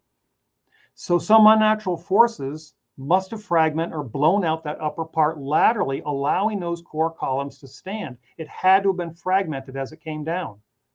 And some unnatural force also must have cut those straight core columns, causing those to tip over like trees. Remember those things that all tip the same direction? Something cut those things. And it wasn't the pancake, and it wasn't the pile driver, and it probably wasn't directed energy weapons, and it probably wasn't nuclear bombs. Some unnatural force must have also been applied to the remaining core columns, causing the decline and the fall down through its path of most resistance during the final core phase. Something did that. Question is, what did it? And what else can we conclude here? Well, not only is the crush down, crush up theory wrong, but the pancake theory has to be wrong. In fact, all gravitational collapse theories are wrong, or the columns observed in the standing spire would have buckled. They weren't buckled. Now, there's many other reasons why all gravity collapse theories are wrong, including the missing jolt, but this doesn't take any math or equations to see that the spire is the Achilles heel of all gravitational collapse theories. Nothing can get through that spire by gravity. And by the way, it's also the Achilles heel of the DEW, the mini nuke, and the aluminum sprinkler theory also. Now, there's going to be rebuttals, I know, to what I'm presenting. There's always rebuttals when people try to use the scientific method and show the evidence. For example, the first thing they might say is, well, where and when the buildings fell, well, where they fell. Well, this was in America, and this was on 9/11. So what you're saying can't be right, because this is America, and nobody would have done that. Most people or most theories ignore, deny, or distract or lie about some of the key evidence. They just don't address it, or they'll lie about it. They'll make incorrect assumptions or statements such as it must have happened, or they may jump to conclusions in their theory. Or they'll refuse to release data for the model or the theory. They just don't release it. They did that on Building 7. NIST refused to release the input file. Or they'll attack the presenter, Whoever's making these, showing the evidence and showing the scientific method with experiments, they'll attack the presenter rather than the evidence or the theory. It's fine to attack the theory. I'm probably wrong on some of this. Perhaps I'm wrong. And others may be wrong. That's fine. And tell me where I'm wrong. But instead, what they'll do is they'll attack the presenter and say, well, he probably believes in Bigfoot, or either does believe or doesn't believe. Fill in any blank you want. And therefore, because he doesn't or doesn't believe that, then what he's saying now must be wrong. Well, they're two independent issues. When somebody's making a presentation on a theory for a specific issue, you look at the evidence or the theory and attack that. Or they will use perceived improbabilities to try to trump physical impossibilities. Okay, they'll try to trump the laws of physics and the evidence. For example, they may say, well, you know, yeah, how many people would it take to rig a tower like that to do that? You know, that would have been nobody could have done that. And besides, somebody would have talked. Well, those might be improbabilities in somebody's mind, but that doesn't take away all the evidence and the physical impossibility. So that doesn't hold any water. You can't use improbabilities to take away impossibilities. The other thing they'll do is, rather than try to simplify the event, okay? Normally you try to simplify and explain what's going on here. What they'll do is just the opposite. They will complicate the issue with all kinds of assumptions, and they'll actually create a Gordian knot of complex equations that few can understand. And then the assumption is, well, if you can't understand it, here's the scientific paper. You must not be smart enough to understand my Gordian knot of equations. And or they'll refuse to support their theory, whether it's the crush down or crush up or whatever theory, with any kind of real world experiment. They don't want to show any real world experiments. And the reason they don't is because experiment is the sword that will cut right through those Gordian knot of confusing theories and complex equations. Okay, that cuts right through it. So I don't care what your math says. I want you to show me by experiment and prove your theory. Now, Tesla commented on only using mathematics rather than experiments. He knew what was going on. He said today's scientists substituted mathematics for experiments, and they wander off through equation after equation and eventually build a structure which has no relation to reality. So he knew the game. The other thing they'll do, and YouTube will likely do this to this presentation, they do it to all my other videos, which are difficult to hide, and it's difficult to find. They do it to the AE videos, and a lot of other people out there working on this. They will put a warning band under this. They'll probably do it with this one, underneath this presentation. And they're warning you. They're trying to distract you away. They're trying to put this in context, they say. And so they'll list another mainstream source like Encyclopedia Britannica and try to get you over there to Encyclopedia Britannica rather than look at this. As if the analysis of a falling building is somehow dependent upon a political context. It's not. It's completely independent. We can look at a falling building in any country, any place, and it's the same physics. But I encourage you to please go to their sites they're recommending, whether it's Encyclopedia Britannica, Wikipedia, any other official or mainstream sites. Go to them. See if they address the key evidence that I've outlined here and the other key evidence that others have outlined using the scientific method. They don't, and they can't, and they won't. And since they can't address the key evidence, they'll simply declare victory when none exists. They'll just make a statement like, well, all that's been debunked, when clearly it hasn't, but they'll make that statement. So do the theories that were outlined this evening or today, do those theories address the motions observed? And the motions observed, again, were the antenna's first fall, the first volume destroyed, the smooth downward acceleration, those non-parallel collapse waves, the sequence of forces we saw, the entire collapse time frame of 32 seconds, the decline of the spire, that diagonal decline, the fall of the spire, or the fall of those straight core columns. Well, the pancake, the crush down, crush up, the directed energy weapons, the mini nuke, the aluminum sprinkler theory, they don't address any of those motions, and they can't address them. And by the way, any one of those that can't be addressed means that the theory, as a minimum, needs to be modified and or discarded. The only possible theory that can address those motions is some sort of explosive demolition. So what theory do you believe for the collapse of the Twin Towers? Okay, everybody has a theory. Well, whatever it is, don't tell us, show us by observation and experiment using the scientific method. Otherwise, it's just another pseudoscience theory. And a pseudoscience means kind of a fake science. It's just a partial explanation. But remember, when you come up with your theory, that The first principle is that you must not fool yourself.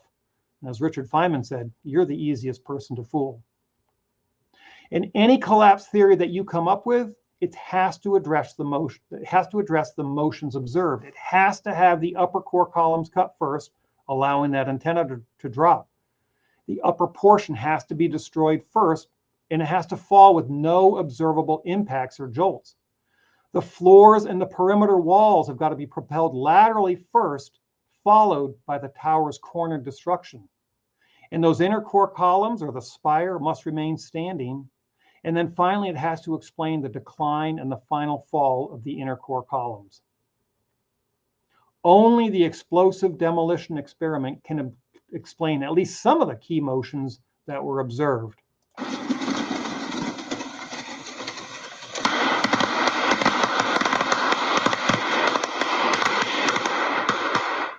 And they were out and down. They were not down and out. The good news is you don't need to be an engineer to see this. You don't even have to be very good at math or science. You can be terrible. You could have flunked them both.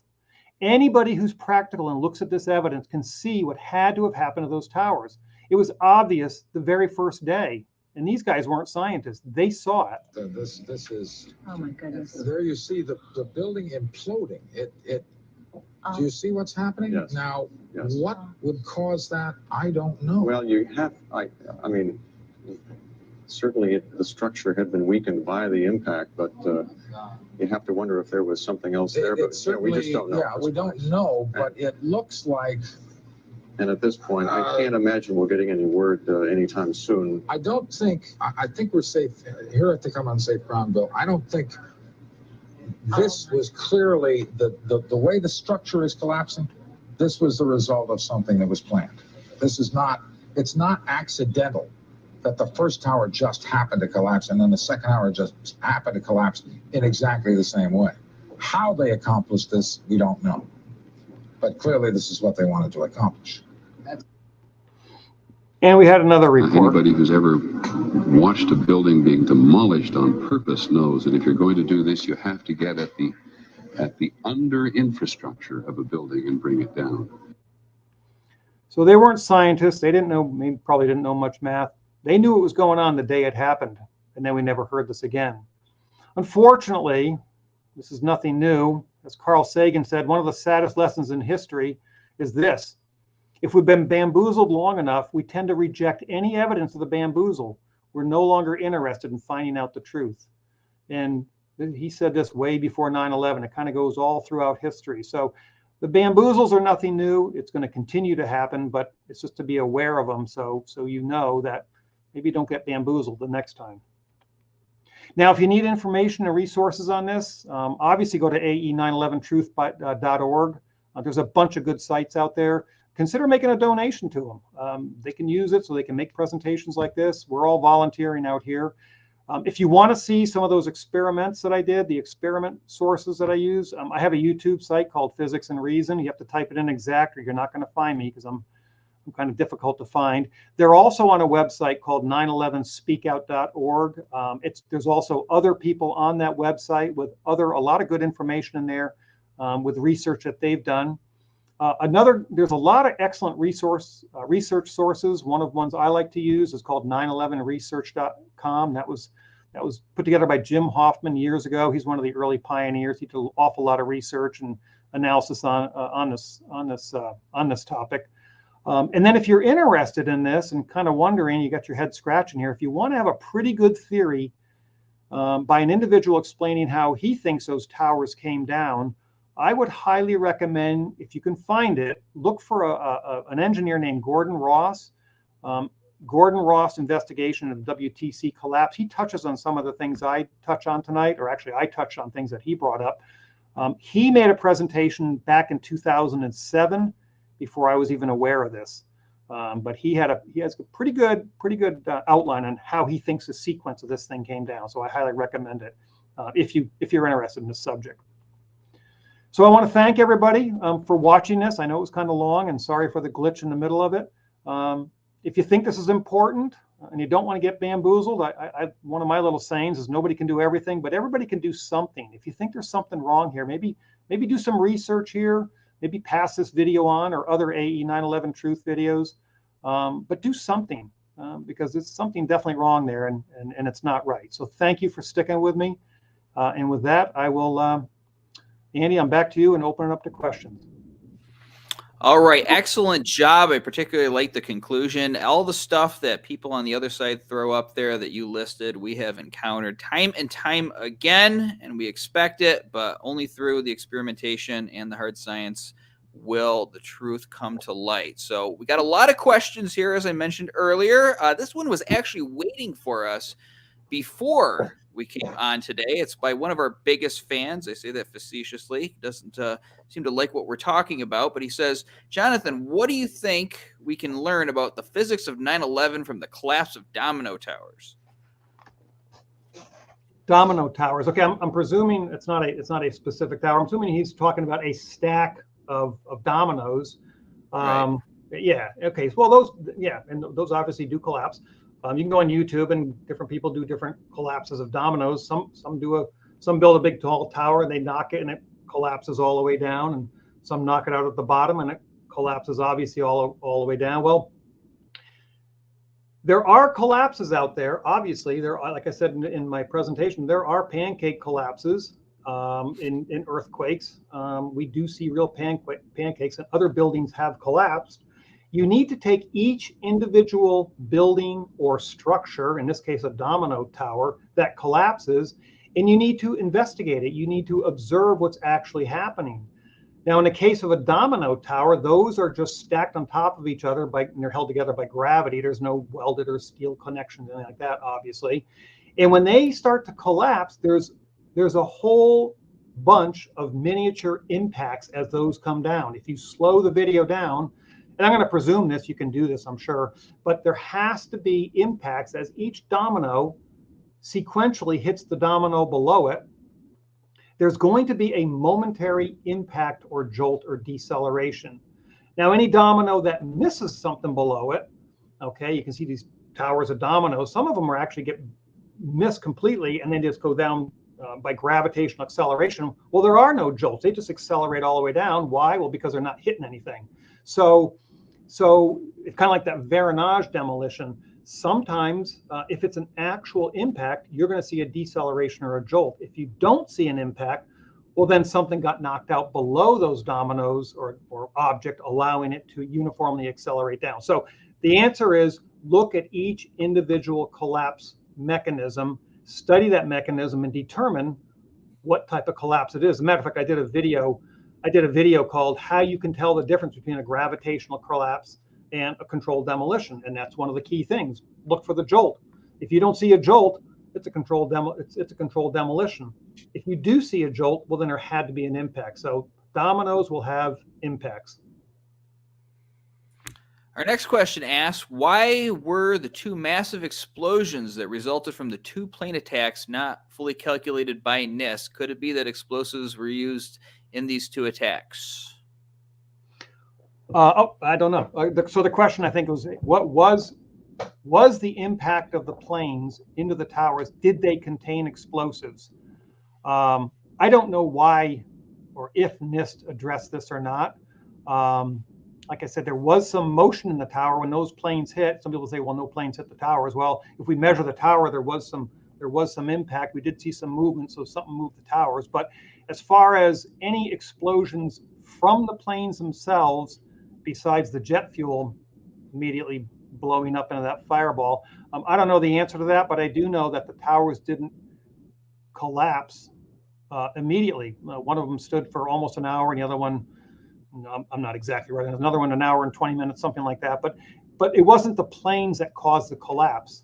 And NIST and I think most people agree that those towers could take the impacts, and it wasn't the planes started, quote, the fires, and NIST says that the fires did the collapse, not the planes and the explosions of the planes did the collapse. I hope I more or less answered that. Yeah, you did. And they did cite that in the reports there, and they actually depend on the fireproofing being knocked off. But we'll address that at a later date here at AE.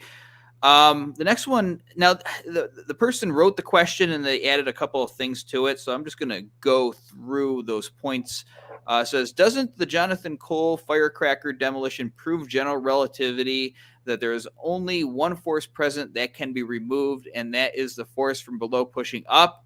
And then he goes on to say, people say Newtonian gravity, where gravity is a downward force, is good enough, but if gravity pushed down, then things would fall up, not down. And it says NIST WTC FAQ 31 talks about gravity pushing down, but Einstein said there is no force pushing down. Any comments? Yeah, I'm gonna need Richard Feynman on this one, because he was a theoretical physicist. He got into quantum mechanics. So I'm going to tell you right now, I'm not sure about this, but what we're talking about here is what we call Newtonian physics. When we're talking about things that are going much slower than the speed of light, Newtonian physics are very adequate to address the things that we're looking for. It works pretty well.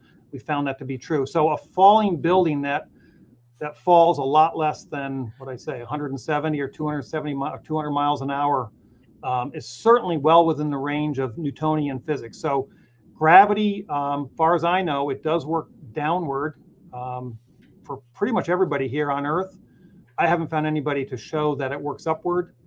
I guess, and I know they call it a theory, but if somebody can provide an experiment to verify that gravity works upward, then I'd listen. But right now, my assumption is that this can all be solved using Newtonian physics and not relativistic or Einsteinian physics, if you will.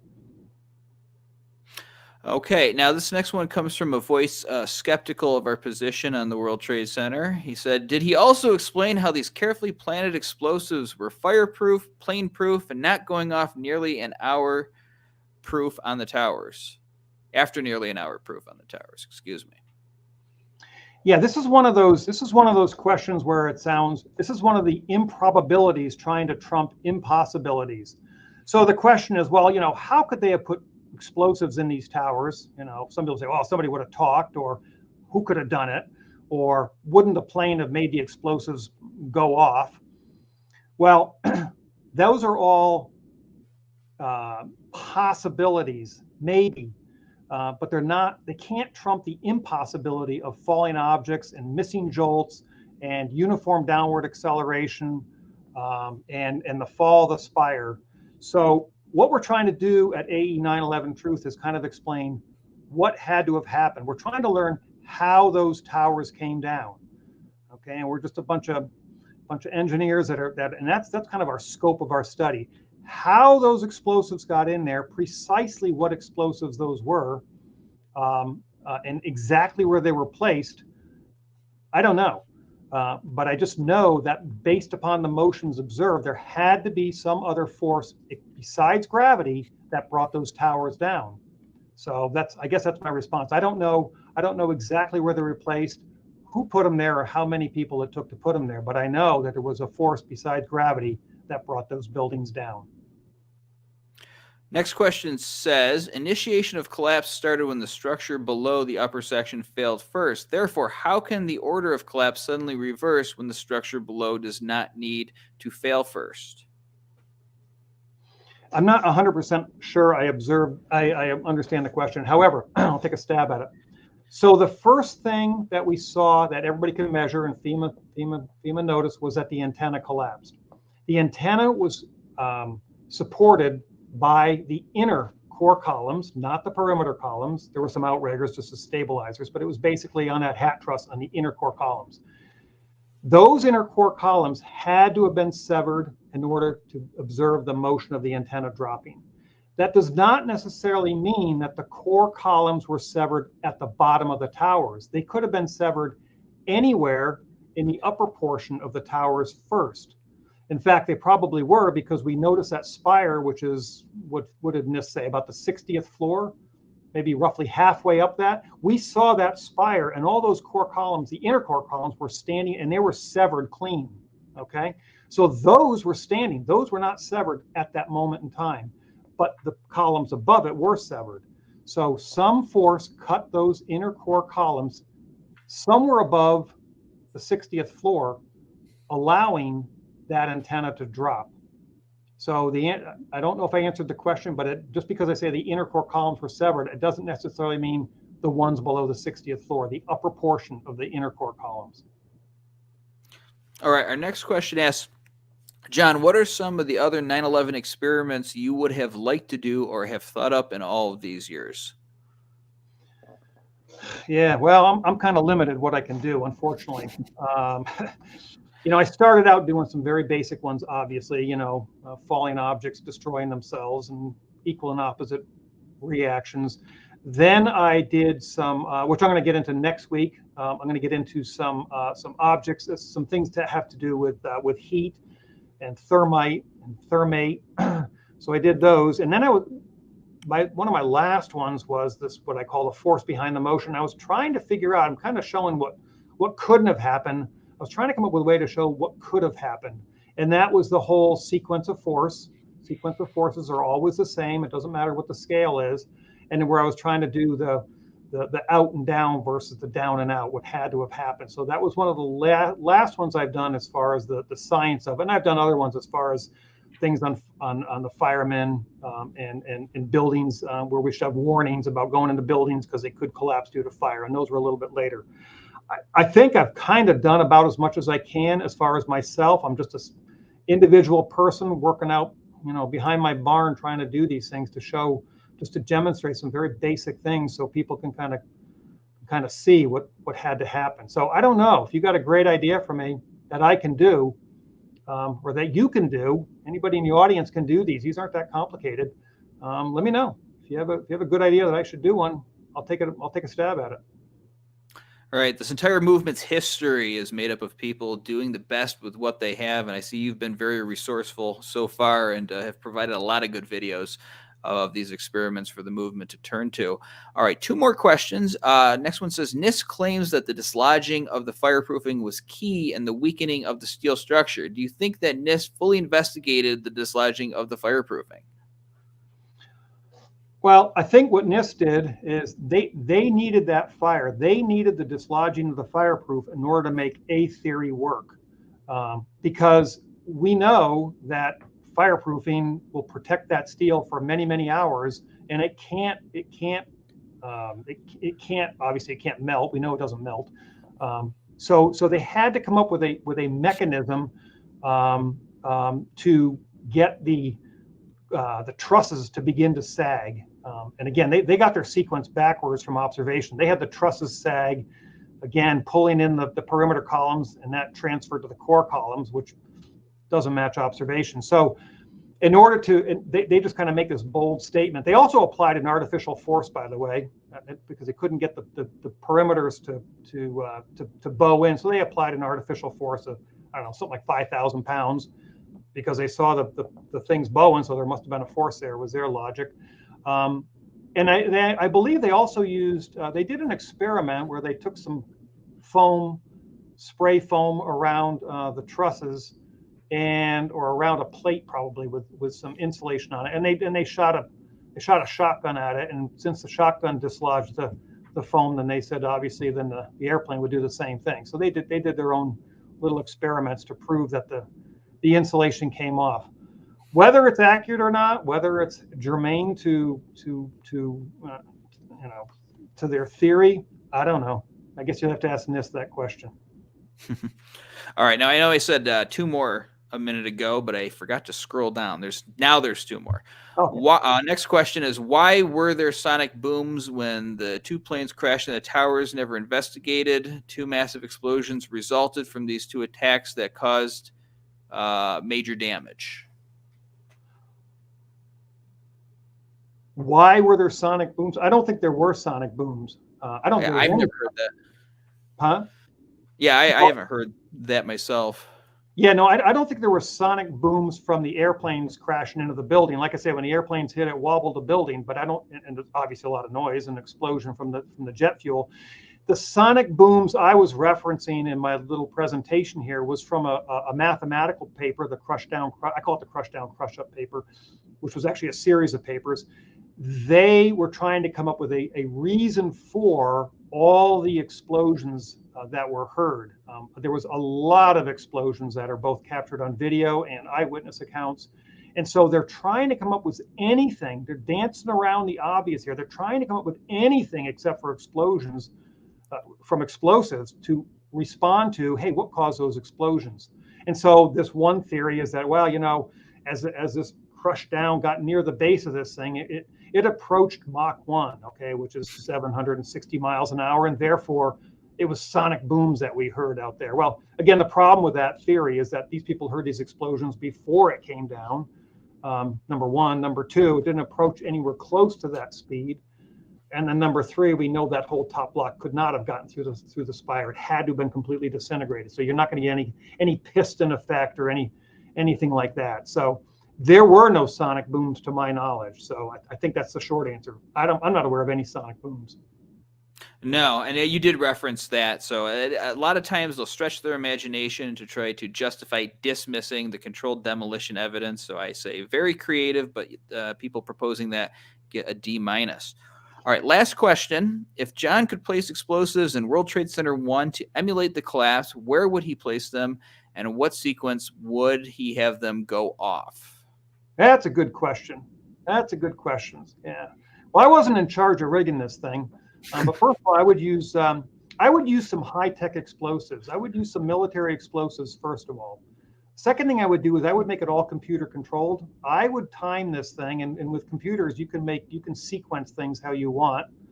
I would make them computer controlled, and I would make them so those explosions would go off somewhere close to where the plane hit. And this is all hypothetical, obviously. I didn't do it, by the way, guys. I didn't do it. But anyhow, I would try to make sure that plane hit about where I wanted these things to go off. But I would have a computer-controlled explosions going off. I would attack the core first. I would attack the upper core first. And I would bring down the antenna first. And then I would follow with a whole bunch of sequences going down floor by floor, both up and down, blowing that thing up, taking out the outer core columns around those elevators. And then the last thing I would do, just as we saw, would be take down those inner core columns. And with those, I would probably I'd use shape chargers or something conventional to cut those things and then bring them down the way we observed them to come down. So whoever did this, and if my assumption is right that it couldn't have been any of these gravitational collapses, it had to be some sort of other forces like explosives or incendiaries or something, then you have to follow the sequence that we observed. It has to match that. And so that's the sequence I would place these things. I'd get at those inner core columns, definitely. And you can get to those things in the elevators. I would have some floors empty for a while. I'd work on a floor at a time. I'd get into those elevators. I'd get on top of those elevators, and I'd put those charges in there. The other thing I would do, this is all hypothetical, folks, all hypothetical, is those core columns were massive. They were like 6 or 8 inches thick near the base.